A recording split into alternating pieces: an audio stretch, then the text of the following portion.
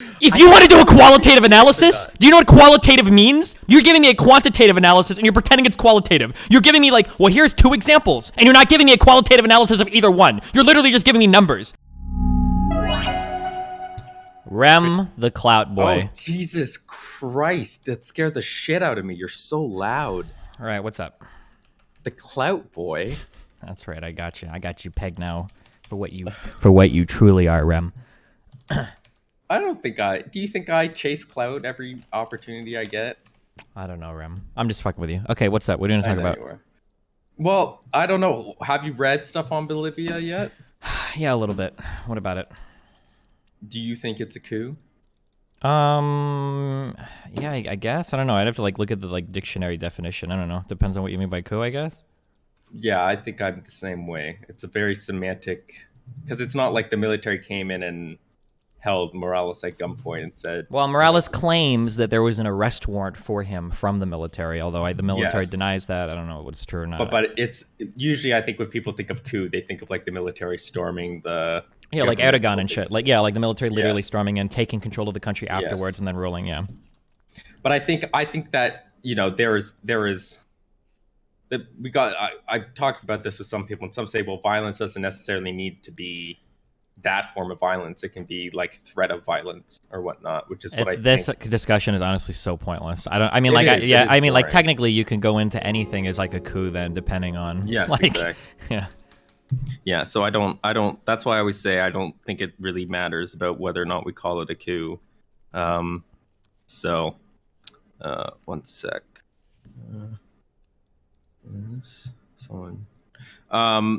But do you think the election was legitimate? I don't know. It doesn't seem like anybody knows. Well, I mean, have you read is it OAS or ASO? The OAS report, yes. I read the entire thing. Right, okay. And what conclusions did you draw from that report? That it seems like there were some very non-standard practices. It seemed like there was a lot of like red flags. Like what? So the way that they routed a lot of the information through a secondary server that was never audited or was unable to be audited or verified by anybody in the OAS, that a lot of that wasn't part of like the standard operating procedure of how to run a lot of the tally shit. That when they started looking through a lot of the tally sheets, it seemed like there were things a lot? How many? I think it was 333. Yeah, and I think like it was like 70 of those. 78, okay. Which is 0.2% of the total sheets. So it's wait. If you can only go through 300 and 70 or whatever of them turn up to be shit. Well, no, it's not that they only could go through 300. They flagged 300 because they had 99% of the vote or higher for the government. So it's not like they chose they grabbed all the tally sheets that they could get. They specifically got tally sheets that they deemed were fishy in the first place. Sure, but you understand there could be other fishy sheets as well, right? That if they were to apply a lesser criterion. Right, but the fact that only 25% of these ones had any sort of, red flags or whatever, that's not going to be representative of the rest of the tally sheets. Well, I mean, we don't know that. We would have to go through all of them, but I think a lot of the data is literally unavailable. Well, but look at their reasoning for getting these 333 sheets in the first place. It's that they had a vote higher than 99%, which is what makes them fishy in the first place. Sure, but there could be other tallies that were fucked with that didn't get to 99%, right? But they, But I think it's more likely that, and this is what their reasoning would obviously be for going after these specific sheets, is that a tally sheet that is 99% or higher for the government is obviously probably going to be more fishy than, a vote that is like 40%, 60% or something. Sure. Just on average. So the conclusion of the OAS, and I don't even know if anybody fucking knows this, the conclusion of the OAS wasn't that it was a rigged election. The conclusion was just that the authenticity of the election could not be verified, and that there were a lot of highly suspect practices that made it seem like a second election would be warranted. Right. And I don't know if so I agree that the Bolivian government had to have done more. Like, for example, just the way the whole way the TREP system is set up needs to be far more secure. Obviously, that is, the infrastructure is it's not there to have, for a population that big, and for a government that historically has seen a lot of issues. There definitely should have been more security on TREP. right? Okay. And well, just in general, even with the physical tally sheets, obviously there should have been more security. But I mean, even with the red flags of those, what is it, 77 tally sheets, one very frustrating thing is that I don't think they actually list the number, because they list that, well, in some cases, you know, there's a unanimous vote for the government. In some cases, they don't put the 0 for the opposition.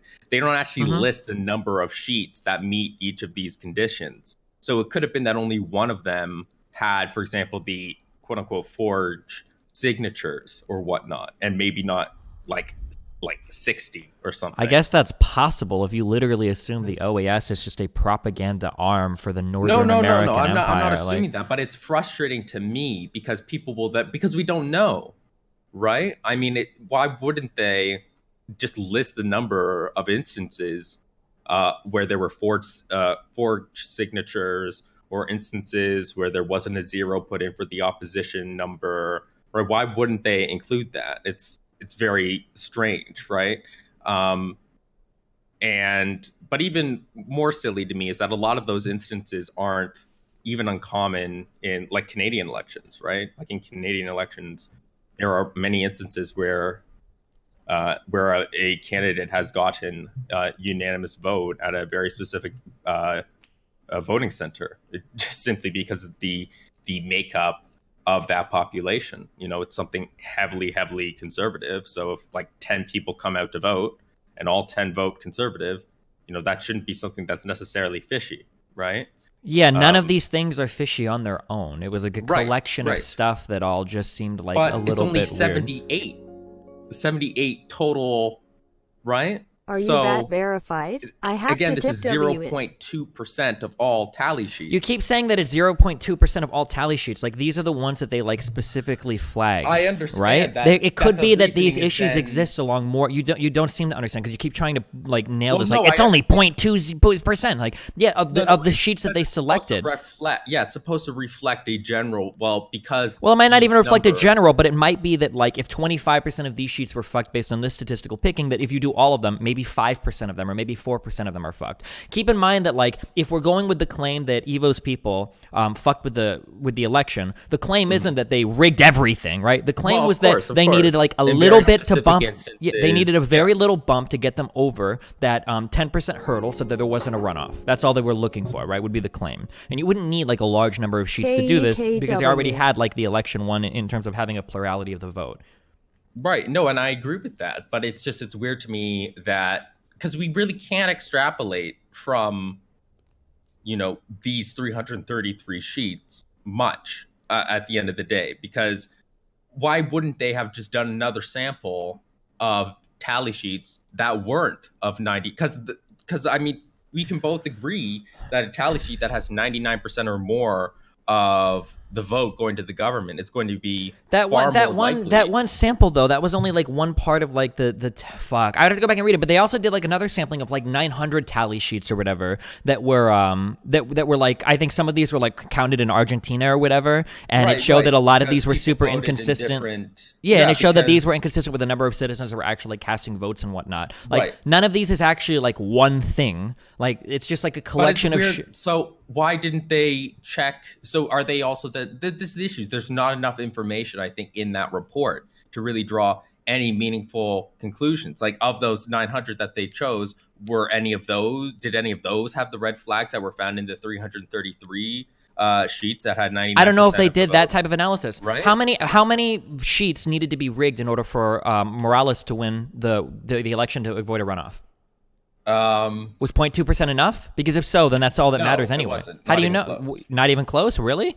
Well, yeah, because you can do the statistics on it. It would have had to been like 14,000. 14,000 what? 14,000? Yeah, I have a friend who did a lot of analysis on the votes, and they claim about 14,000 would have had to be the difference, right? So 0.2% is not going to be 14,000. Okay, I don't know 14,000 what? Are you saying 14,000 votes? No, 14,000 like sheets. on average, 14,000. And how much was 0.2% of the population or whatever in terms of how many sheets did that represent? 14,000 votes in total, but each tally sheet has an average of 76 or so votes attached to it. So then do the math of 14,000 divided by 76. What is that? Calculator. 14,000. Not to mention the fact that there were parts of these where other claims, and again, this is like we can hammer on this one statistical claim, but there's a lot of other like parts here that just make it look really bad. So, for instance, like Morales's party members were some of like the sole like auditors and sole like collectors of signatures and tallies and votes in like certain areas that set off a lot of red flags. There was also an electoral system that was like accessible and changeable by literally a single administrator, right? Like these things are like really fucked up too. No. But again, those instances are only of those 73 or so tally sheets that had those red flags. So sure, but the idea is that it could have happened. It could have, right? But we can't extrapolate meaningfully. Yeah, of course. That's the whole point of the analysis. The analysis isn't to say that this is a 100% rigged election, just that like there's a lot of like fucky shit that's like unverifiable. I agree. Also, I don't even know if a lot of these original tally sheets even exist anymore. I think that was another complaint. No, that some of the information is destroyed or inaccessible now. Well, yeah, but that was because of the protesters, not because of the government. Sure, but I mean, regardless, like. I mean, that I don't know if that should reflect poorly upon the government because the protesters set fire to the buildings that had the original tally sheets. I mean, if you're guarding your electoral materials so shittily, I mean, I don't know, but I guess, yeah, possibly. I don't think that's very fair, but I do agree with you. I'm not trying to say that the election or that the OAS report argued that there was a fraud 100%, and you know that I don't believe that, obviously. But I don't actually believe that the OAS report has nearly enough evidence to support even the notion that there could have been any meaningful type of... Then why did Morales support a revote? Pardon? Why did Morales support a revote then? Because he was under pressure by the protesters. What do you think? Look at all the... Did you not see the protesters leading up to the announcement? Like, as soon as they... Yeah, of course there were a lot of protests. I don't know, it just seems strange to be so willing to do like a revote or whatever if you think the last one was good. But I guess you could argue there's a lot of pressure. Yeah. So what is ultimately your point of this? Well, my point is that, I mean, there's a lot of people that will say... Well, actually, before we go into like any sort of conclusion, what do you think about the whole term limit thing? Well, wait, hold on. Let's finish off with the OAS thing. Do you think it's fair to say, based on, hand in hand. Do you think it's fair to say after the OAS report that the election results couldn't be verified? What do you mean by verified? As like in that there is a high likelihood that we can know that Morales won a great enough percentage of the vote to avoid a runoff. That's like most likely. That's almost for sure true, and that we can know that. I think that the OAS report. Oh, sorry, someone's calling. Okay. I think that the OAS report cannot establish that. Like again, I can't give you a specific number, but it doesn't seem like the OAS report has enough evidence to support the case for a re-election. Wait, to support which case? Besides saying re-election, what do you mean specifically by that? Do you think that the OAS established that the electoral process in Bolivia is somewhat suspect, or that it could be compromised by relatively few individuals? Absolutely. Okay, then we agree on the OAS conclusion. Hold on. But this is the other issue I have, is because a lot of these instances, and I'm not trying to do a whataboutism here, but a lot of the people that are calling now for a re-election in Bolivia aren't going to do the same thing for the elections in the United States or in Canada. I don't think in the United States and Canada we have all these same issues. Do you not know about the susceptibility of voting machines in the United States to hacking and the complete lack of security Yeah, we fight over this shit in the United States like all the time to like make sure that like these machines have like some kind of veracity. We do like a lot of, there's still in my state we did paper voting like in a lot of places. Also, I don't think I could be wrong, but I don't And what think about that all we the do. dead people that vote, right? I mean, That doesn't happen that much. That's a Republican fucking scaremonger bullshit. Well, no. I agree that it doesn't happen enough to justify any sort of re-election. Wait. I think in the U.S., I'm pretty sure we do paper ballots everywhere. Even when you go to a machine, it just punches like a hole in a paper ballot. No? Do they do electronic voting anywhere in the U.S.? Does anybody know? I'm almost certain. I watched a. There was a most.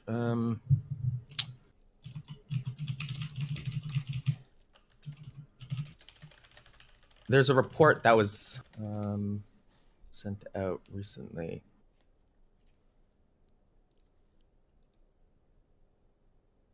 Alaska allows fax and web voting. Really? Seems kind of weird. Okay, so maybe some places do electronic voting. Some places but like, definitely do. Even if there is like some machines, I even guess the there's Mueller like report said that Russia hacked state databases and voting machine companies. And like, did you not see that most recent video of someone literally in 1 minute breaking open a voting machine and having direct access to the actual computer and being able to completely reset the computer that was in the voting machine and allowing you to alter, like, for example, the candidates on the voting list? Nope. No, I haven't seen it, but I'm sure it's possible that it's happened. But like, even if these things are true, right? There's a grocery basket of complaints relating to the way that Bolivia was tallying its votes. If these things happen in the U.S. or Canada, then yeah, these should definitely be contested. And then when you say like, I don't think that's true though, because I feel like the lack of security in Bolivia is, comparable to the lack of security in Canada or the United States. Okay, but people in the United States protest this stuff as well, right? Like, we literally took a case to the Supreme Court doing this. For a re-election in the United States, are they? We did it. Yeah, what do you mean? Remember the recount Florida shit? Was it in 2000 was it Kerry or Gore against Bush? Yeah, people literally took that shit all the way to the Supreme Court. Yeah, that was Gore against Bush. Okay, no. But the reason why that happened specifically was because of the fact it was like, what, a 10-vote margin? I don't know if it was that low, but it was low enough that a recount could have like changed the outcome of the election. Right, but that happens just by default when a vote difference is that low, right? Yeah, it's supposed to in a state by state thing, but yeah. To the type of instances I'm talking about, where a lack of election security results in people crying foul and saying that we need to have a re-election. Because if that were the case, I mean, we'd be having a re-election every single time there was an election in the United States. And so I don't see how people can say, oh, well, the fact... Oh, 1 second, I'm getting a call.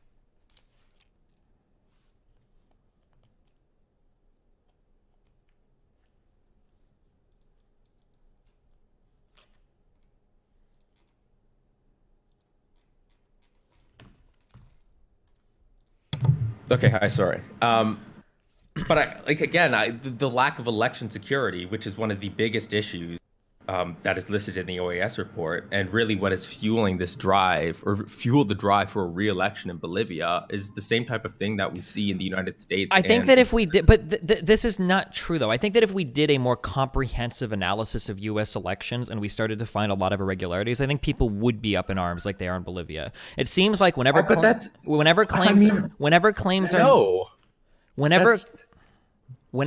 are made about the U.S. election process and they do bigger investigations, it seems like nothing generally turns up. The best example I can think of this is when Donald Trump claimed that 3 million illegals voted in the last elections. Donald Trump literally put together like a commission to find illegal votes in the U.S. So if anybody was motivated enough to find like illegal votes, Donald Trump tried this, they found nothing, and he had to disband the commission. Like literally nothing came up as a result of that. I don't know. It seems like the idea that like the election process, I can't speak for Canada, but in the U.S. is like as fucked or as unverifiable or whatever in Bolivia, doesn't seem to be true. I mean, if you look at those red flags specifically that are listed of those 70 or so tally ballots, a bunch of those happen all the time, at least here in Canada, and happen all the time in the United States as well, I'm quite sure.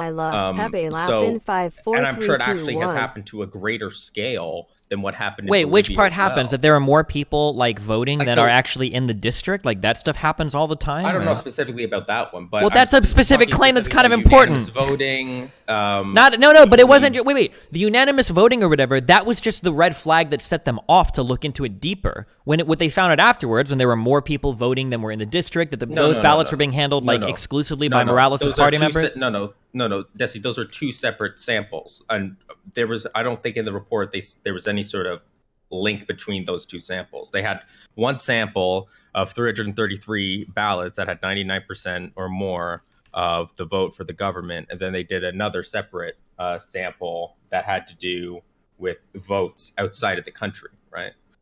So expert analysis showed irregularities in 78 tally sheets, 23% of the sample of the 333 tally sheets obtained, right? 78. To obtain that sample, the team selected the voting tables in which the MAS obtained 99% of the votes, as well as the successive tables, that is, those in the same voting center, okay?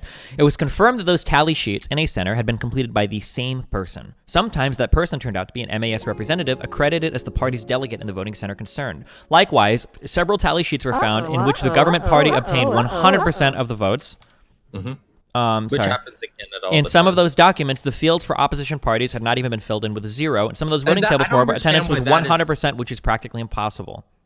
Well, no. So that's why I don't understand. I don't understand how that's practically impossible when that makes sense in a voting center with a very small, very indigenous community.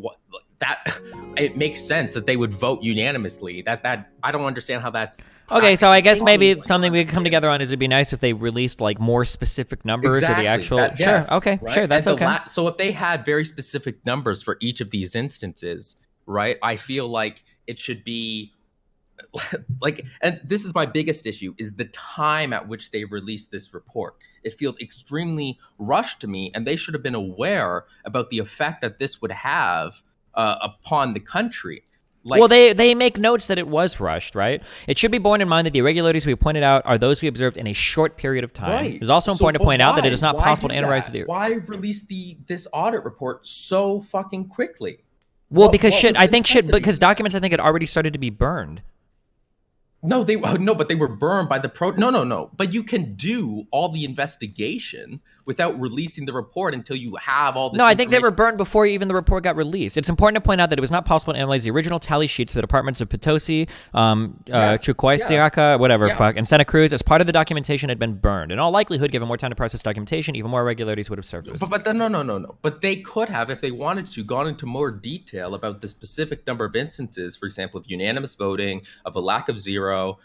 Sure, they could have released like more specific information. Exactly, sure. That's what I'm saying. So I don't understand why they didn't want to go and... I don't know. That's a good question for the OAS. You should write them a letter and ask them why. Well, but that's, the fact that they haven't released that, and someone tell me that it was originally meant to take 10 days, but instead they released it extremely quickly. And they should have understood that this would just fuel what could potentially be called a coup by the military against the government, right? This is only going to add more fuel to the fire.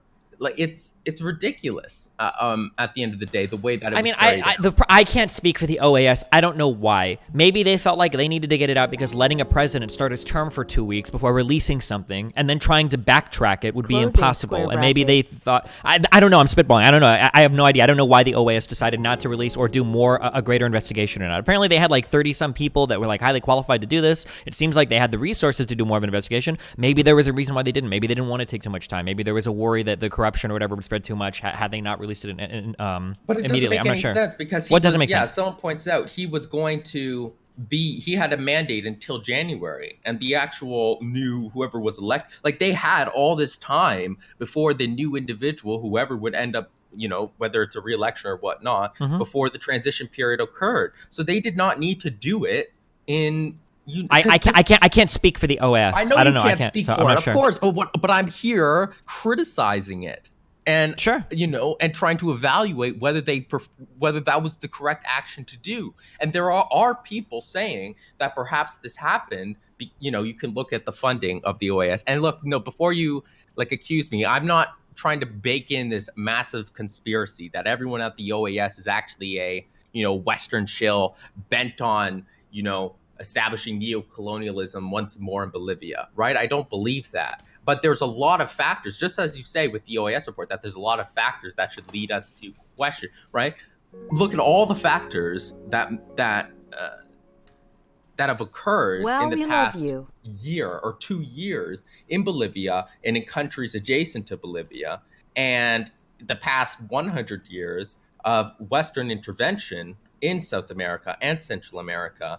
And I don't think if we're going to point to all of the interventionalism in South America or whatever, then we can point to all of the corruption that's rampant in a lot of these countries as well. And I can say, oh, look, so it was just corruption. The OAS is right. If you're going to cite like U.S. involvement in a lot of these places and say, oh, well, look, maybe the U.S. is involved here. Then I'm going to say, well, look, a whole bunch of South American countries are corrupt as fuck. Maybe they were corrupt here, right? This is a pointless argument. It's not in any way comparable to what we see in the U.S. or because Canada. If you actually look at the history of Bolivia and the Morales government, they have not been nearly as corrupt as any other government. And if they have been uber corrupt, right, there should be some amount of evidence for the past, I'm not saying that the government itself has been corrupt, but I'm saying that if you're going to point to CIA intervention in neighboring countries or whatever, and you're going to say that and you're going to say, well, maybe there's CIA intervention here or whatever, maybe there's intervening here. No, these are different populations though, Destiny. Bolivia is not the same thing as Argentina, but the United States is the same in every single intervention that they've done in the South America. So I don't understand how I'm going to go ahead and hold out for evidence for that. It seems like there's a lot of evidence that comes out about other U.S. involvement. I'm not going to jump on the CIA train. You're trying to draw there between, being able to use an abductive argument that, well, maybe we have evidence to believe that, the Bolivian government is corrupt because other, South American countries have been corrupt. I mean, I think that's really ridiculous and not a fair argument to make. But, okay, so honest to God, I haven't looked this up at all. So I'm curious. So if I go back to the past 12 years or 16 years or whatever, since Morales has been in office, are you telling me that there's no evidence of corruption in Bolivia? That was all fixed under Morales? No, I'm sure there have been individual instances, but it's nothing near Brazil's corruption. We're not asking if it's near Brazil's or whatever. You're telling me that since Bolivia doesn't really have a history of corruption, the same way that the U.S. has a history of meddling in other countries, that we shouldn't be able to say, like, well, maybe this is just another example of corruption from Bolivia. Right. No, I would, from what I know and from what people have told me and from what I've read, Bolivia's level of corruption is really nowhere near enough to make that type of argument. Okay, I'm literally just because I'm so distrustful of lefty narratives. I'm sorry, so I just have to fucking Google around because I've never. I don't talk about. Similarly, the World Bank gave Bolivia a score of 38.9 for corruption on the worldwide governance indicators scale from 0, the worst, to 100, the best. A decline from 2007 but an improvement over 2009. From 2007 to 2011, 80% of citizens thought corruption had worsened or stayed constant. A 2010 report suggests that citizens' perceptions of the level of public sector corruption was worse than the actual scale of corruption. What? Instead of population perception, are there actual instances of corruption that have been investigated by the media or something that we can bring up? If it's a corrupt state, I don't know if they really investigate themselves. I'm not sure. This is something that I have to read more on it because I just haven't looked at examples of corruption in Bolivia under Morales. It's not like China, right, where the media is completely controlled by the government. Bolivia has an independent press, as far as I know, and I mean they have for many, many, many years been trying to dig up dirt on the Bolivian government. Right. So I just obviously neither of us are able to come up, and I don't know of any instances. But again, I'm sure there are specific instances. But again, I don't think it's nearly enough to draw the type of. Government officials tend to treat public financial data as their own property and tend not to grasp their obligation to provide information to the public. In 2010, Bolivia scored 13 out of 100 on the Open Budget Index, the worst performance of any Latin American country, but an improvement on its 2008 score of 7. Okay. So, okay, fine. There's a very specific instance. But some reports suggest this isn't a specific instance. This is an index. Some reports suggest that rampant corruption within the government and elite perpetuate poverty and make it impossible for advancement. The Bartelsman Foundation. Where are you reading this from? I'm literally pulling it off of the government corruption section under but can Wikipedia. You send it to me? So yeah, sure thing. Here you go. I'm not questioning your source. Under government corruption. In 2000, why do you always link to Wikipedia? Isn't there some independent? Okay. Sure. Here you go. Globalsecurity.org. I don't know what these people are. There you go. Globalsecurity.org. It's an. You just sent me to an error page, Destiny. I put a plus at the end. Delete it. There you go. Okay. Bolivia. Oh. Okay. I gotta tell ya. Um, this site doesn't seem super. Yeah, I would have to do more reading about this. I'm sorry, I'm not ready. Yeah. But like I said, like I will never believe anything that a lefty tells me about history right because now. You guys make up almost everything you talk about. So I don't know the levels of corruption. Stop saying me. Yeah, sure, I don't know. I don't know. Well, no, because you're making very specific claims about Bolivia. Oh, it's not as corrupt as Brazil. Oh, you know, there's a history. There's not a history. I said, to my knowledge, they do not have nearly the level of rampant corruption. Okay, so here's a straight question: do you think that Bolivia has a level of corruption that would make it not unbelievable that they would engage in some type of election fraud? Or do you think that that's unfathomable for Bolivia? Well, not unfathomable. Okay, then that's fine. Okay, then we agree there that it is. But that abductive argument is not nearly as strong as the argument that the West is having some sort of interference in Bolivia. I mean, they're not even comparable, really. So if we can point to specific instances of corruption in government officials in Bolivia, and we can show that in some cases, some of these tally sheets were literally filled out by Morales' own party men, we can say that, well, just because there's corruption there, and just because that party was involved in the election process, that's not as strong as evidence of the fact that the CIA has been involved in other countries around Bolivia, so maybe they're involved in this one, even though we literally have zero evidence for that. Okay, again, this is why I specifically said at the start of this that I'm not here trying to spin some massive conspiracy. All I was trying to do is trying to explain the way that the OAS released this report and why they did what they did. And the most plausible explanation for this would seem to be, like, because what explanation can you come up with? That maybe they fudged around with the votes a little bit because they wanted to win, so there was no runoff. No, why did the OAS release their report so much sooner than they had originally planned? I don't know why they I don't know why they released it sooner, but I'm not going to jump from they did it to start a coup. That's an insane jump. Hold on. I am not saying that it is an absolute jump. We can now 100% definitively say that they specifically released it so early because they wanted to enact a coup. I'm not saying that, and I haven't said that. All I'm saying is that there's a lot of questions to be had around this, and I think there needs to be at some point some sort of... That's fine, but that doesn't invalidate everything they found. Also, I don't know what the fuck transparency that... I've specifically addressed all the things that they found. I don't know. Well, I don't know about. Okay, so wait. Fuck. Holy shit. Okay, I don't know which one I want to tackle first. Okay, so you said I don't know if it addresses. Okay, no, you finish. I'll go on. You said I don't know if it addresses everything they found. What? So. Oh my God. I didn't know we were going to do a comparison of the corruptness of South American countries. Do you think it's fair to say that Brazil is 100% more corrupt than Bolivia? Because in looking it up, it seems like Bolivia tends to rank a little bit higher than... Well, I mean, are you familiar with the scandals that have plagued Brazil in the past 5 years? Are you familiar with the scandals that have plagued Bolivia? No, I'm not. So if you have them, link them to me. Oh my God. Okay. I'll look for these later if you want to do the comparison. But it seems like in the rankings, it seems like Bolivia tends to actually rank ahead. Super corrupt. Therefore, it's a fuck. It seems like Bolivia ranks ahead of Brazil in terms of where they're rated at for corruption. No, have you heard of Operation Car Wash? Because that is why in my mind I think of Brazil being so incredibly corrupt is because of something like Operation. Okay, but it Car seems Wash. like Bolivia ranks pretty fucking low on almost every corruption index that exists. So it seems like there's probably if you have no measure of any corruption going there, is it possible you just haven't looked into that at all? Instead of relying on specific rankings, I would rather go in and do the research as to why they got these rankings in the first place. And again, specifically, I'm able to point out in my mind all of these instances that I've read in other Latin American countries, like Operation Car Wash in Brazil, that are just the epitome of corruption. Well, in my mind, I cannot think of any instance like this in Bolivia in the past decade. But if there is, I'd be more than happy to read about it, right? So instead of, consulting all these individual, because... So the reason why I tend to use indexes is because I don't have time to read every single story of corruption that happens. Not, but neither of us do. But I don't think. But then why are you asking me to find? Why are you asking me to find individual examples of corruption? Why wouldn't I just go to an index? No, because your argument against me having a sneaking suspicion that the West has an interest in the way the election goes in Bolivia and might have had some part to play in the way that this all unfolded. okay, was to say that, well, can I use the exact same type of abductive reasoning to conclude that the government had a play in interfering in the election?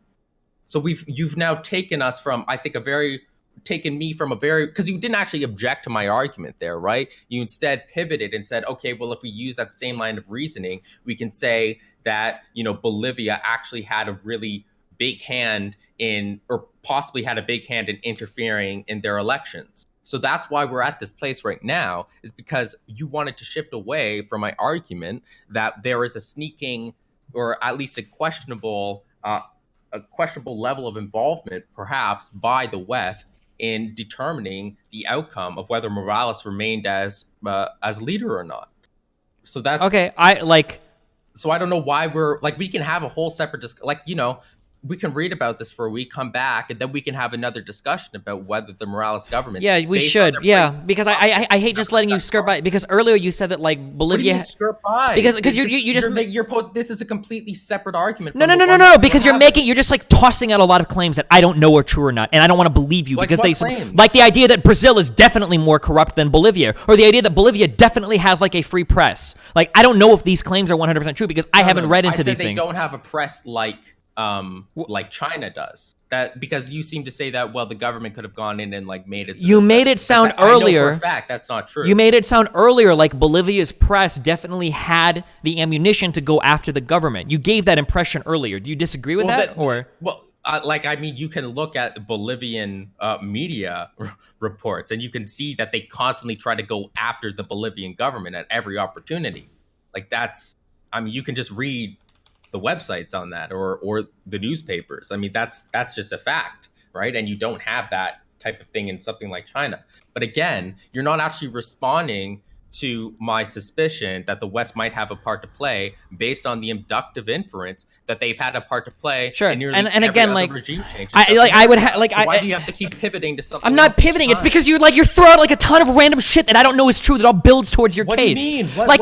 What you just said about the media, right? So I'm just ripping the quote off of Wikipedia. Morales has placed legal, political, and economic pressure on opposition media, and such pressure has led to journalistic self-censorship. The government did not investigate the 2012 murder of 2 journalists. The media are considered partly free. A law forbidding the expression of racism in the media is considered an attempt by the ruling regime to silence opposition criticism of pro-indigenous government actions. When you try to build a case at me, when you're trying to build this narrative of what is true or not, and you just kind of like half-heartedly throw like, that's there and that's there, and that's there. Let's look at how we got here. This is exactly what I was just telling to you. I gave you an argument that perhaps we can be suspicious about whether the West had a part to play in the regime change that has now happened in Bolivia. Okay. And your response to that was to create an entirely new argument by saying, okay, well, let's use that same line of inference, which is basically just inference to the best explanation, and say that, well, based on all the corruption that has happened in South America, we can probably infer that the Bolivian government had a part to play in interfering in the election. Okay, right? This is because so we can have that separate discussion, right? But you're now saying, well, I'm throwing stuff at you that you don't know is true or not. Well, of course. So I'm saying, why not bracket that discussion to another time once we've done our own research? But that doesn't have any that doesn't have any bearing on the original argument I gave. My original claim was that the elections. Because you're running around so much and it's frustrating the fuck out of me. Okay, my original claim had nothing to do with that the government staged the elections. I never said that. The only reason when did I say that? You did say that. Isn't that literally what you just said? You literally just said that I'm trying to inference to the best explanation that the Bolivian government could have had a level of corruption that would have made it possible for them to fake their elections, basically? No, I said that you're trying to draw an abductive inference that because of the level of corruption in other countries, we could have a suspicion and some evidence for the government having. What's the difference between what you just said and what I just said? Because one is much stronger than the other. Okay, so your claim... One is about having evidence, one is about actually reaching the conclusion. Okay, so my original claim, was that the OAS report made the election seem fairly suspect, that there wasn't enough there to validate the results. That's all my original claim was. I'm not saying that Bolivia staged their elections or any fucked up crazy shit like that. I just said there's a lot of weird shit. Maybe doing a re-election would be good. You're the one that said, well, if we look at all these cases around where the CIA or the U.S. has been involved in other countries, blah, blah, blah, blah, blah, maybe we can kind of point towards the fact that maybe the U.S. did have something to do with the OAS releasing a report, blah, blah, blah. If you're going to make a claim that strong, then yeah, if you're going to do that... But how is that a strong claim? Because it's on weak evidence.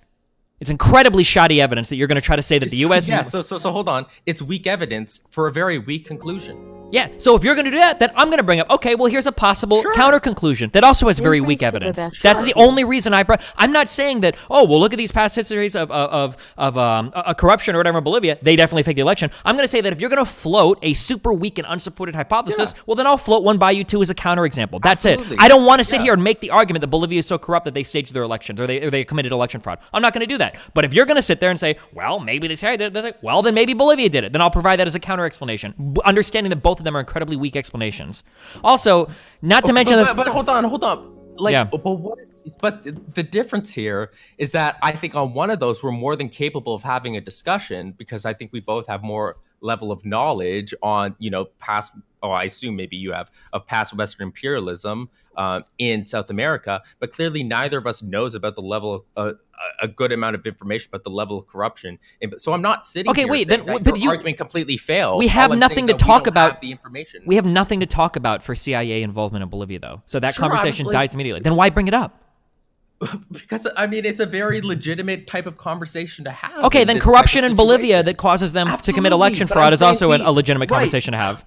But the first thing that you had to do was pull up a Wikipedia page. Well, in our other discussion, we could have a discussion about that without having because to the pull up original thing is Wikipedia. something that I've researched. I have to pull up the Wikipedia page because you're starting to fucking machine gun out bullshit claims at me that now I don't know if I have to actually go and look these up a little bit. You're the one that brought it up! What do you mean? What are you talking about? You're the one that brought up us being able to infer from the level of corruption in other South American countries and Central American countries that Bolivia's... You're the one that started to tread on baseless conjecture, which is bringing up the CIA shit. Destiny, the difference is that I assume we both have enough knowledge about past Western intervention or regime changes in South America that we could have an actual discussion about the plausibility. No, we can't. That's incredibly irresponsible. It's not even true. Just because the CIA has been involved in some regime. Well, if it's not true, then let's have a discussion about it. Exactly. But instead of having that discussion, okay, let's have a discussion on the evidence for CIA. Yeah, that's what I wanted to do in the first place. Okay, sure. So what evidence do we have right now that the CIA is fucked with Bolivia? Well, this is the discussion I want to have and let me just state, I'm not here saying that the CIA definitely had a part to play in this regime change, right? I'm not. You're just doing the Jordan Peterson thing of saying like, well, maybe they did because they did in other places, and I'm not actually going to say it, but. But that's a very legitimate conversation. No, it's not. It's totally illegitimate. It's total bullshit. It's baseless conjecture. Just because the CIA has been involved in some shit in the past doesn't mean that we can say for sure, oh, they were definitely the ones fucking up Bolivia. Okay, the fact that the United States had a part to play in previous regime changes in Bolivia and every other neighboring country to Bolivia doesn't give us any credence to the Okay, so here's another claim that I'm really uncomfortable letting you walk forward to. Are you No, I don't know. Are you telling me that every single regime change that's happened in South America has been at the behest of the United States? When did I ever say that? You just said that all the countries surrounding them were done by the U.S. Okay, I have give me your specific claim. Okay. I've said that previous regime changes in Bolivia and almost every neighboring country of Bolivia have had CIA-backed interference in their elections. What is the percentage of regime change? What is the percentage of regime changes? Then it sounds like you can't really talk about this because if it's only been 5%, I can bring up to you specific instances. No, you can't because specific instances don't matter. It's such a bullshit argument. Let's say that the U.S. has been involved in 5% of all regime changes that happen in South America. Well, then this is a pretty weak argument. Let's say they've been involved in 95% of regime changes. This is a much stronger argument. If you don't know the overall involvement of the U.S. in regime change in South America, then it seems like this is a huge fucking like bullshit flag to throw out. Be like, oh well, maybe it was, maybe it wasn't, but I don't even know how much the. Are we gonna do a Bayesian analysis on this? That's what you're doing. Do you understand that? That's literally what you're doing. Well, no, I don't think well, I won't get into the philosophical thing there, but okay, we don't have to make it philosophical, but it sounds pretty Bayesian to me. You're saying that there is some percentage, or prior or whatever, has to do with the likelihood of the CIA being involved in Bolivia, and you're basing it on these other events that have happened, so you're looking for a likelihood that they were doing here, because you sure as fuck aren't using any actual evidence. You're only doing inferencing right now. Of course, but that was the whole basis of this conversation. No, so I don't want to have a conversation. Oh, sorry, go ahead. Okay, thank you. So again, I don't really think that we can even come up with the percentage, because it's not like we can like look at every single election that is that's my position. Well, no, but you're literally asking me to give something that is literally impossible, even if I had all the knowledge, because the way that regime change happens, like, you can't even really quantify that on a percentage scale. So quantify what on a percentage scale? Like the regime changes in the past, because regime changes don't happen like every 4 years or something, right? They can just happen out of the blue when a foreign government wants it to, or whenever protesters rise up and a foreign government wants to get involved and back the protesters, right? Sure, so but if you don't have give to you a percentage, because if you don't have a general understanding of the level of involvement the U.S. has had in regime change in South America, that's the difference. Is I can give you instances, but that's all I can give. I don't care about this argument. Come back to me when you have real evidence. I'm not going to sit here and entertain a conversation. What the fuck are you talking? This is such stupid fucking conjecture. The U.S. has been involved in some regime changes in South America, so we can have an intelligent conversation with zero evidence that maybe they were involved in the Bolivian stuff. It's such a stupid fucking point. Why not just ignore this completely? Why even bring this up? It's so baseless. Okay, so I'm very confused about how this like discussion has arisen, because you originally got mad at me because I couldn't give you a percentage number, but I'm telling you. Wait, why was I mad at you because I couldn't give you a percentage number? You literally ask, okay, well, if you can't give me a percentage about like the frequency of which these things happen, then it's not even worth talking about in the first place. But that doesn't make sense, because it's not something that can be quantified on like a frequency scale. It can be quantified. It might be hard, but it can be quantified. Well, yeah, it can be. I can give you we can find and figure out the number of instances regime changes has happened, but what do we compare that against? What is the threshold for a sufficient number to give us evidence that maybe they're doing it now? Like, what is the... Sure, so here's what I would say, okay? Let's say that in every single neighboring country, let's say that there had been 5 CIA coups in every single neighboring country, okay? Then let's say in another world, there was only 1 coup in one country that was backed by the CIA. Right. Do you think that these are 2 meaningfully different worlds? Of course, but... Then it sounds like you agree with me. Then we have to have some basis by which... What is your number? I don't know. We would have to talk about it, I guess. But it sounds like neither of us really know, which is why I don't like to go to these incredibly baseless arguments about the statistical likelihood to try to use Bayesian inferencing to figure out what the likelihood is of the CIA is involved in Bolivia. This sounds like something that'd be way better to just wait for actual evidence to come out against. Okay, but you do understand why there's a lot of fear about that specifically. Just dropping that fear. Yeah, I understand. And you understand why there's a lot of fear about corruption in the Bolivian electoral process, right? Again, why do you have to keep pivoting to that? Because if you're going to bring up a baseless conjecture bullshit point that's backed by shoddy... I can list for you specific instances of the United States... And we can go and find specific instances of government corruption in Bolivia. In 4 separate instances, Argentina had a regime change, basically supported by the United States government. How long ago? I think... When was the coup d'etat in Argentina? That was... the late 70s, right? I think. Okay, so 40, 50 years ago? Yeah, but on top of other, coup d'etats that have happened in Argentina's history, and then you can look at, Chile. Well, wait, how many other coups were the U.S. involved in for Argentinian history? I think there was three total, and then a 4th one. I don't know. This is the issues. I don't know how you necessarily quantify. This is what I don't get, is because I don't know how you possibly quantify this on a meaningful scale. It's a qualitative type of discussion, right? So how do we possibly... Do you think... okay, so here's the question. So the Argentinian coup, okay, that the U.S. backed was in 1976, okay? Okay. The Vietnam War ended in 75?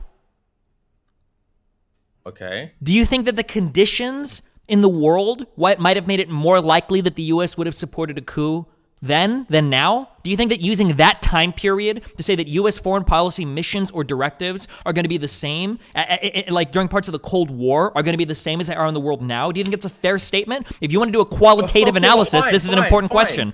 Okay. Then let's talk. Like, we can talk about like Venezuela in 2002. Like, what do you want? Do you want me to give you more recent examples that are reflective of current foreign? I gotta look them all up. I don't know because I don't know what kind of bullshit we're gonna be talking about. Venezuela in 2002. Honduras. Well, hold on. We gotta do lots of fucking reading if we're gonna go through here. What was the U.S. reason for supporting the 2002 the Chavez shit? It was Hugo Chavez and the coup attempt. Literally, the Bush administration met with opposition leaders to oust Hugo Chavez. Yeah, why? I'm just curious. Probably motherfucking oil.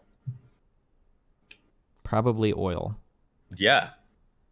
Was Chavez not giving us oil? Could we not buy oil from Venezuela? I don't know enough about that, but that's an instance of the foreign government having a part to play in a regime change. Don't you think that's kind of important to know if you're going to make that claim? Oh my God! So with every single instance, what is? If you want to do a qualitative analysis, do you know what qualitative means? You're giving me a quantitative analysis and you're pretending it's qualitative. You're giving me like, well, here's 2 examples, and you're not giving me a qualitative analysis of either one. You're literally just giving me numbers. You understand the difference between qualitative and quantitative, right? Okay, so I'm pretty sure it was about oil and the fact that the state oil company didn't want, like, they weren't engaging in the type of free trade that, you know, the United States government wanted them to, in the very same way that the current government in Venezuela has not been spreading their oil in the way that the West has wanted them to. It's I don't understand what is so confusing about that. Wait, what's confusing is 5 seconds ago you didn't really seem to know why this coup d'etat happened. Well, because, I mean, there's a lot of factors that lead up to a coup d'etat happening. Yeah, right? But if you're going to cite this as an example... But again, this is a hugely complicated event, and I'm giving you an instance of an event that has been widely recognized as a coup d'etat supported by the United States government. The reasons for that is an extremely complicated issue that has to do Western interests and the natural resources in Venezuela. Don't you think that's Hold on. It has to do with, you know, the protests and strikes that were actually taking place in Venezuela at the time in the name of, you know, human rights interests, right? So it's ridiculous to ask me to give you like a thesis right now on the very specific reason. I don't think it's not fair. No, actually, I'm going to call bullshit on that. No. It is your fault for bringing that up. If you're not educated on the manner, don't try to throw it at me real quick to win a brownie point because you think that you can use it to support your argument. The fact is, you have no fucking idea why that coup d'etat happened. Why are you using it as an example to support the idea that we might support a coup d'etat in Bolivia for the same reason we did in Venezuela in 2002 when you don't even know why that one happened? That's bullshit. You're just throwing out, you're machine gunning like talking points at me right now without having any idea what you're talking about. And then you're doing it under the guise of a qualitative analysis, and then you're hiding behind the fact that it's complicated when I ask you to give me the actual qualitative analysis for why it happened. That's bullshit. Okay, so look, you asked me, give me instances of times when the United States engaged in regime change in South America. I give you one, and then you say, well, that's not enough. You need to give me a thorough analysis. No, I just asked why. Okay, so for every single instance that I bring up of a regime change, which is what we were looking for in the first place, I have to go and give you the full-on history of each regime change. It seems like if you want to cite regime changes as a reason for why we might support another one, then yeah, knowing those Aren't you the one that literally goes on Wikipedia and pulls up random instances of stuff without any sort of thorough understanding? Not usually, no. I only have to do it when I fact-check people like you that will lie to me about these things. But no, that's not true at all. So for instance, something that I talk about in great deal, you've said like 4 or 5 things this conversation that have just been completely not true. The idea that Brazil is more, Brazil is more corrupt than Bolivia is totally unsubstantiated. The idea that Bolivia has a free press that can hold the government accountable is completely and totally unsubstantiated. Hold on. Go ahead. Can you say that? Hold on. How can you say that's completely not true when the reason you said you can't have the discussion is because you don't have enough knowledge on the subject? How are you able Because I've just been linked like 3 or 4 different indexes that all seem to like pretty universally agree that Brazil is not as corrupt as Bolivia. So you literally went on, you know, a Wikipedia page and clicked a bunch of links So am I allowed to do that as well right now? If you had gone onto Wikipedia pages and read why the Venezuelan coup happened, you would be more educated on the issue than you are now. So I don't know why you're making fun of Wikipedia pages. I could probably spend like 5 minutes on this 2002 Venezuelan coup d'etat Wikipedia page and know infinitely more about the coup d'etat attempt than you did. You know nothing about it. So I don't know why you're making fun of Wikipedia pages. You literally don't know anything about this coup d'etat attempt, and you're making fun of me because I'm not gonna go and fucking pick up a book on every fucking topic that I talk about, but on things that I do speak a little bit more in depth on, the only thing that I do that on is generally like the Middle East. And if you were to compare like the deposing of like Saddam Hussein versus like our mission goal in Syria, yeah, I will talk a little bit more in detail about that. I'm not just gonna say, well, you know, we got rid of Saddam, so now we want to get rid of the guy, and now we want to get rid of Assad in Syria. No, I will talk a little bit more complicatedly about that. Why do we like Assad? What? Yeah, go ahead.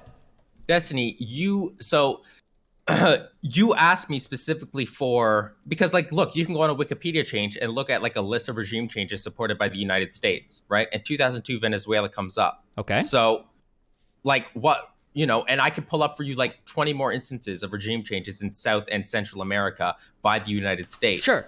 So why is that not enough for you? Because foreign policy is hard, and these situations are complicated. So why are you pulling up random indexes that I know nothing about? Because indexes aren't random. Indexes are a better way to get an understanding on something if you don't have the time to literally study. Like you're very selectively choosing what evidence is good support and what is not. Because what you're doing is this is widely acknowledged as an instance of the Bush administration engaging in a coup d'etat in South America that you are now wanting to summarily sweep away because I don't have a full-on, in-depth understanding. I'm not trying to sweep anything away.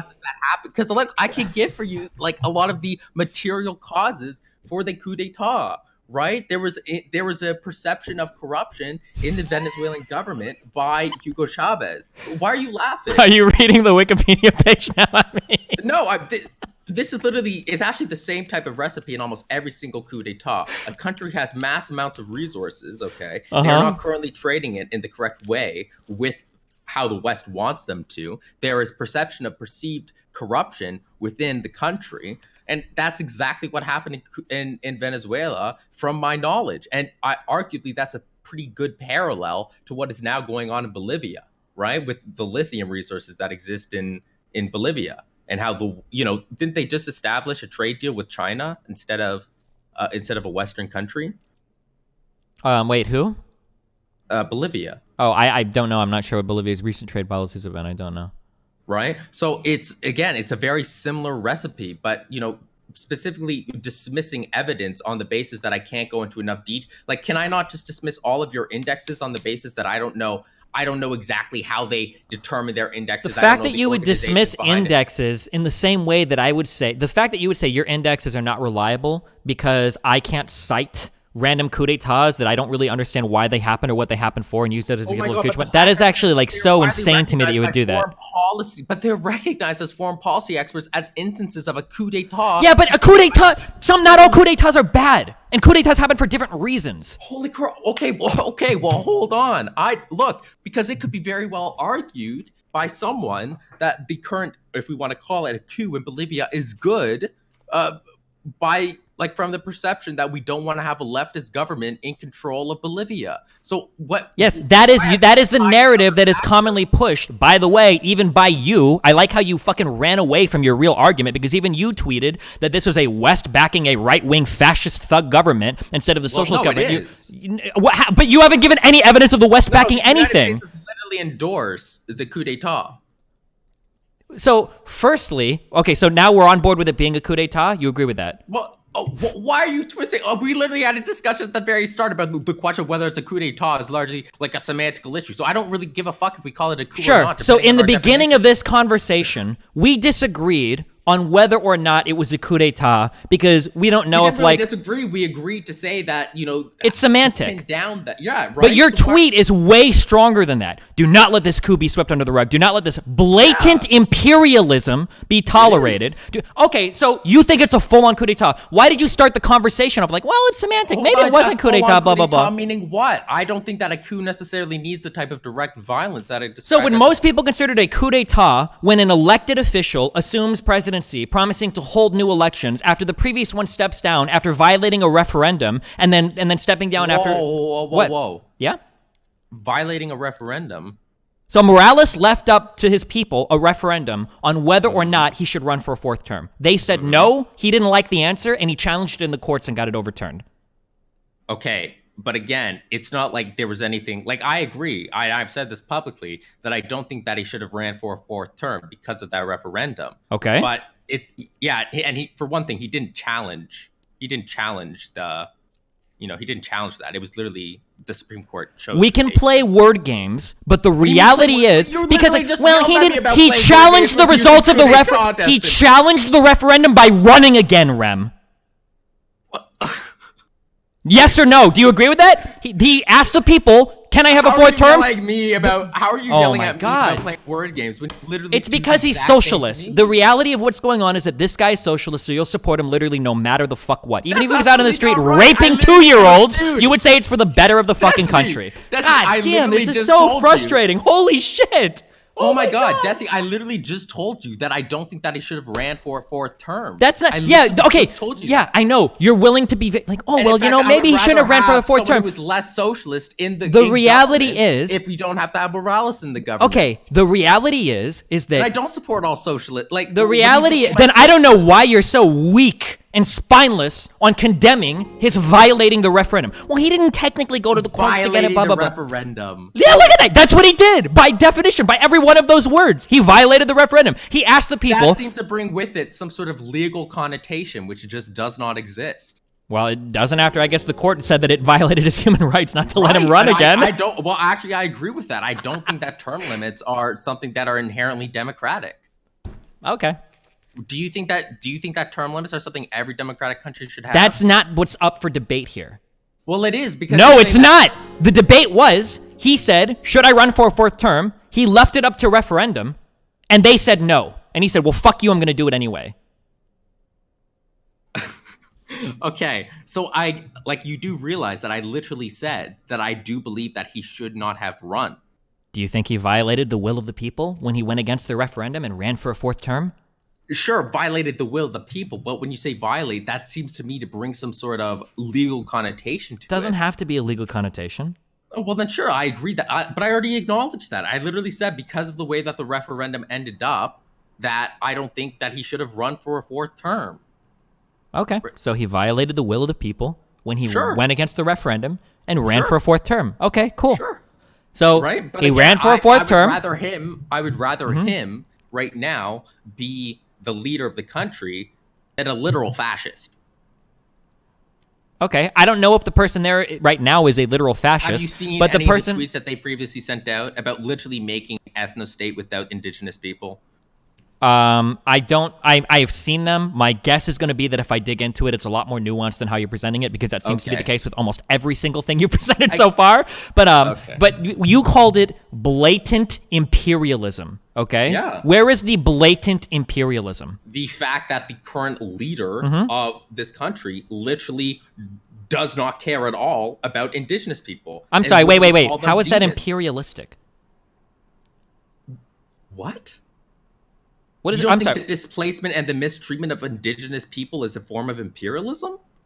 Okay, I might be a total dumbfuck, but when somebody says blatant imperialism, my understanding is that people are generally talking about expansionist or imperialist policies of Western nations, specifically the United States. That you wouldn't say that somebody displacing indigenous peoples in their country is imperialism. Well, that's just a complete lack of knowledge on your end. Okay, well, I'm going to tell you that like fucking 90% of people probably see it the same way that I do. So you're telling me that what? I don't believe that for a second, because original imperialism was not done by the United States. Like the core cases of imperialism were by countries other than the United States. Sure. So this is such a. I'm not saying it's just the United States, but well, you said typically dump like this. Okay, I'm sorry. Fuck, I had to wiki it. Oh god, because I couldn't trust you on this. Imperialism is a policy or ideology of extending a country's rule over foreign nations. So how is expelling indigenous people a form of imperialism? Can you tell me? I can't tell if you're serious or not. Okay, you're acting in bad faith right now. You literally follow up the imperialism line with saying that the West is backing a right-wing fascist. You're such a liar, dude. What the fuck? Why can't you own a position? Why can't you just own a fucking position? Who am I even arguing against right now? It's like the seven shadows of Rem right now. I don't even know what fucking position you have at any point in time. It's like Schrodinger's fucking political position. Oh my god. Ask your question again. When you said, do not let this blatant imperialism be tolerated, my argument is that people are reading this as you saying it is the West backing a coup in Bolivia. And you follow that up saying, do not let this become yet another instance of the West backing right-wing thugs. Now, you're telling me that, well, when I said imperialism, I just meant that it's because the leader is trying to expel indigenous peoples. Well, I mean, it's not just one fact in it. I mean, the media selected leader of the protests was also a fascist who wore iron crosses, and the entire point of these, a lot of the reason why these protests seemed to occur in the first place was essentially a hatred of indigenous people. And the West. Also, the majority of the protests that were protesting the election. The protest leader and the protest leaders. What does being a fascist have to do with being imperialistic? Okay, so if we want to play like word games here, we're not playing word games. I legitimately don't know if you know what these things mean. Fascism has nothing to do with imperialism. But go ahead. Right. So again, fascism has taken on sort of a new meaning, right? And a lot of the time, it's no longer being used to refer to an economic policy, right? It's often very much associated with the acts of the fascists in Europe in the 40s, where they essentially tried to achieve an ethno-state. And so if we want to replace fascists with, ethno-statists, then sure. Fascism never 100% just meant ethno-state. I know. I literally... did you not listen to what I just said? And fascism was never just a form of economics either. I know. I understand that. So it's incorrect if you want to talk about fascism meaning specifically, an economic policy that encompasses privatization, but also that's a very no one would say that though. I've never heard fascism described that way before ever. Oh my goodness. So I guess, in that sense, it was a little bit provocative, but all I was trying to do was draw a parallel to the Nazis, right? That was the attempt of that. But not just the Nazis, the Nazis backed by the West. Yeah, well, yes, implicitly backed by the West, based on the public statements of every single Western country. I don't know if I think Canada did as well. What are the Western countries supposed to say? Like, hey, ignore the military, devolve into full-on fucking civil war? What are the Western... I don't know, maybe condemn the current leader of the country for literally tweeting out ethno-statist messages? I don't know. I would have to go and look to see if these tweets are even real. Wasn't Morales himself literally homophobic as well? Aren't there a bunch of shitty things that guy said as well? I don't know, but I know he's certainly not, asking and calling indigenous people in this country demons. Of course, because he is an indigenous person. Wow. Okay. What's the point? Well, so sure, I wouldn't expect him to make this, but if he's made homophobic statements and shit before, right? So again, it's another pivot again. I'm the one pivoting here. How is that not a pivot? Well, because you're using an example of this person is a horrible fascist because they hate indigenous people, and I'm saying, well, it seems like Morales hated the gays, and you're like, well, that's okay. I don't really care about the gays in this instance because they don't fit my political narrative. And again, so can you link me an instance of him hating the gays? And does he hate the gays in the same way Bush hated the gays? Or is he literally calling every single gay person a demon and saying that they don't have a place in the city centers of Bolivia? Because one of those things is very much not like the other. And that's why that's a pivot. Because obviously you just read some random thing. No, I've been aware of this in the past. I just haven't dug into it much. Let me find out exactly what homophobic remark he made. Okay, chill. Let's just chill for a second. Why are you telling me that you're the one that's been yelling the entire time?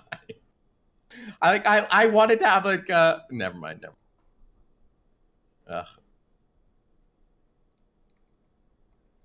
You come into this thinking that I want to have that I'm incredibly bad faith. Because you are, dude. You started this because the characterization that I had of you initially was that you agreed that maybe it was a coup, maybe it wasn't. There's not really enough evidence for it, blah, blah, blah. Let's talk about the actual fact of the matter. But on Twitter, Do not let this blatant imperialism be tolerated. Do not let this become yet another instance of the West backing right-wing fascist thugs instead of a socialist government who works for the people. Like, you basically just sound like a lefty fucking LARPer that's like obsessed with anything that has socialist on it, and anything that's not socialist you decry as being a coup. I don't understand why you've talked to me many times before, and you know that my political positions aren't just like some hyper tanky who defends everything that's remotely socialist. You know that is just not, so I don't know why you've come into this conversation assuming that of me. I'm expressing solidarity for the indigenous people, and I have a lot of care and interest. Do you not see how much of a joke it is? In your next tweet, you say the right to self-determination must be respected, when Morales literally violated a referendum. That is the most self-determined thing you can ever do. Again, the right to self-determination is an inherent sticking point for indigenous communities, which I care deep. That's why I'm so interested in this question, Destiny, is because of the fact that the current leader of Bolivia, the interim leader, is inherently a complete bigot against indigenous people. And to have that person in leader and to mistreat the indigenous people is a complete injustice. And that is what I'm trying to cause justice to. Okay, what about the right of self-determination for all the people that voted for him not to run for a fourth term? Oh my God, so again, it's like you have no... Okay. When I say self-determination, I'm specifically referring to the imperialistic concept, the neo-colonialist concept of Native people not being given the right and the right that they have to have a clear voice in government. What policies have been suggested by the new lady interim president that's going to take away the indigenous people? So you're literally like, well, maybe this interim president doesn't hold elections, blah, blah, blah. But the fact that but Morales literally fucking violated the referendum, that's whatever. But when we talk about self-determination, let's talk about the potential legislation that might be passed by somebody that's not even president. Like, come on, dude, this is so bad faith. Let's just ignore all the injuries and the indigenous people that have been killed over the past week. Let's ignore all the... Under the direction of the president? She did that? Holy shit, do you have videos of that? That's crazy. She went out with a fucking machine gun and started killing indigenous peoples? That's insane. Or are you saying that people died during protests? Okay, I'm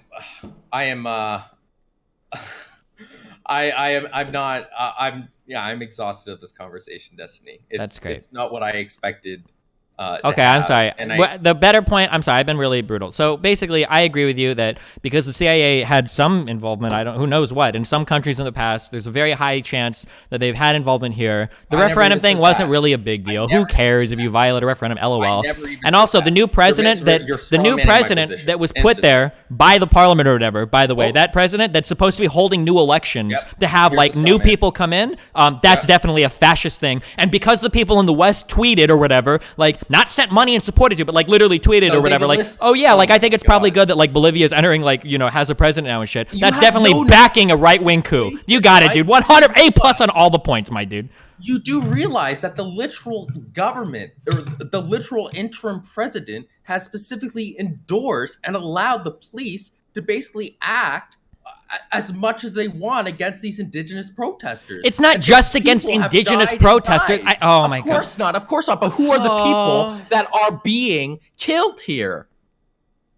I don't know. I don't know who's been killed in every single... Will those police be prosecuted? No, because they've granted impunity to the police. So what the fuck are you talking about?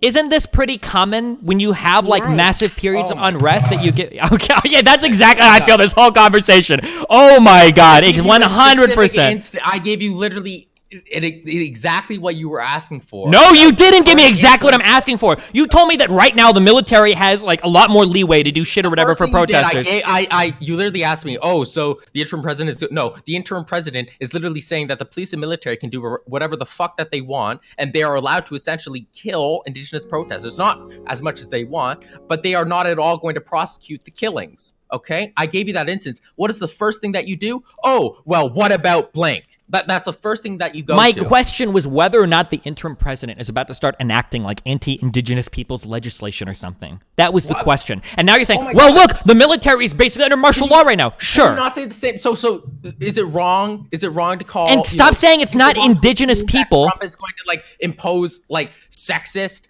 and bigoted legislation just because of all the bigoted comments that he's made in the past. We can infer based on the previous positions that someone has had on this stuff that they're going to enact and not enforce laws. They're not supposed to be enacting any laws. It's supposed to be an interim president before the next elections. That's it. They're not supposed to be there.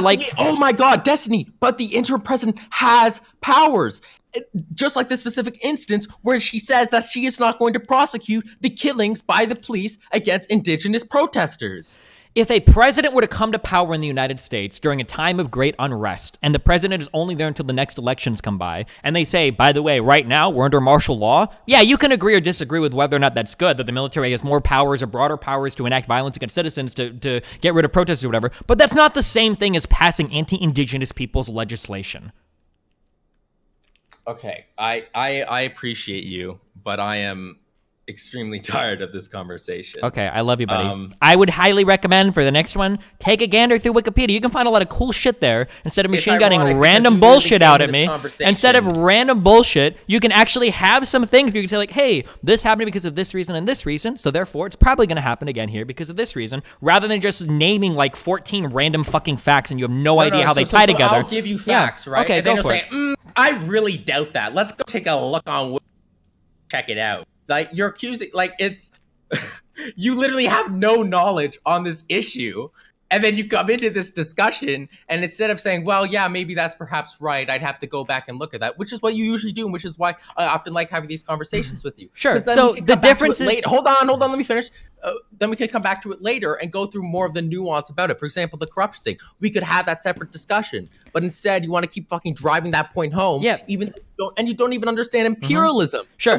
No, you didn't understand imperialism, okay? Firstly. And you don't even know what the fuck fascist means. I don't know why you're using it in a fucking tweet, okay? The difference is that I'm not comfortable generally, and I've gotten more comfortable over the past because I really have. But I'm gonna. Sure. I'm gonna tune out. That's fine. Okay, have fun, buddy. I'm not generally comfortable asserting things without being like 100% knowledgeable about said things. And it's a huge weakness of mine in arguments because other people, especially fucking lefties, although righties did it too, I don't argue with them as much anymore, is that people will like just make all these crazy assertions and I'll be like, oh, well, I don't know, fuck, I guess I need to look that up more. I need to do something. But instead of being able to tell me anything about the assertions they make, they usually just spitball like one or two random fucking facts and then they're like, oh, well, there you go, that's why I'm right. So yeah, I am going to push back against that more, even if it means I've got to fucking Google shit in the middle of a conversation because holy fucking shit, so much shit is brought up that is not true during a conversation.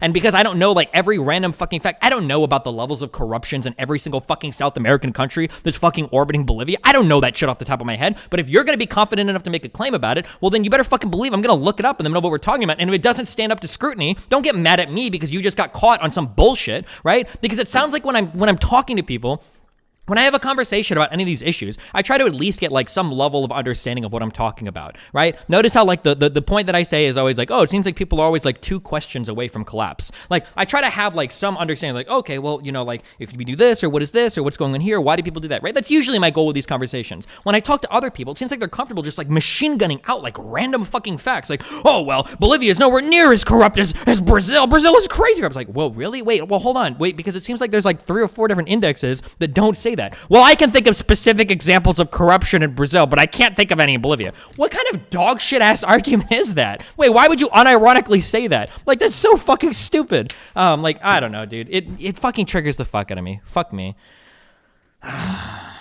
You won. Thanks. You won, Steve. Why are you sad? Because he burned another bridge. I feel fucking crazy when I talk to these people. It's fucking insane. Holy shit.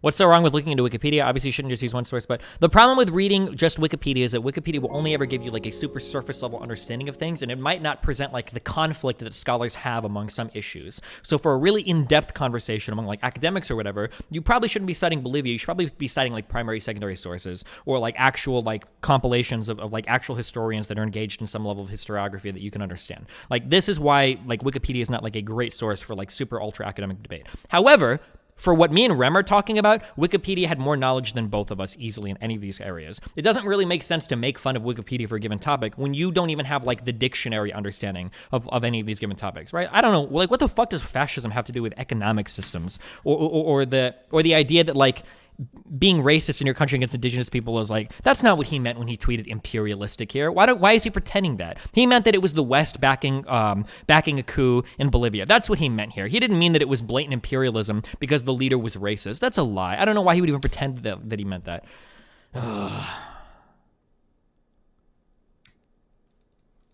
How was the referendum violated? It failed to pass. It was put through the courts and succeeded. The referendum vote that was left up to the people failed 51 to 49. It might have passed the courts or whatever, but that's not really relevant. The fact was is that he left it up to the people. The people said no, and then he ran against it later anyway because he didn't give a fuck. Because he's a fucking egomaniac.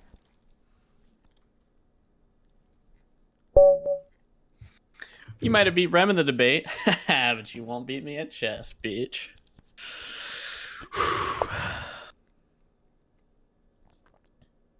Go.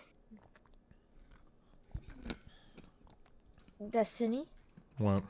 Can we get the moot and cringe emote back, at least, if you're not gonna add... RTBA says he won't add any of the emotes. The reason why I knew Rem was reading off of that Venezuelan coup Wikipedia article, when I asked him, are you just reading off of the wiki article? Is because I was reading it too.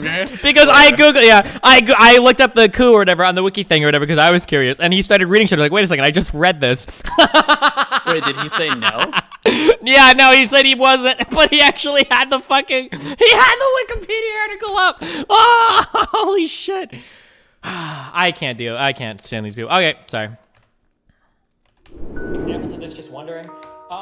Michael Brooks did it when he tried to bring up the example and then run the fuck away from it immediately. We were talking about the tariff thing.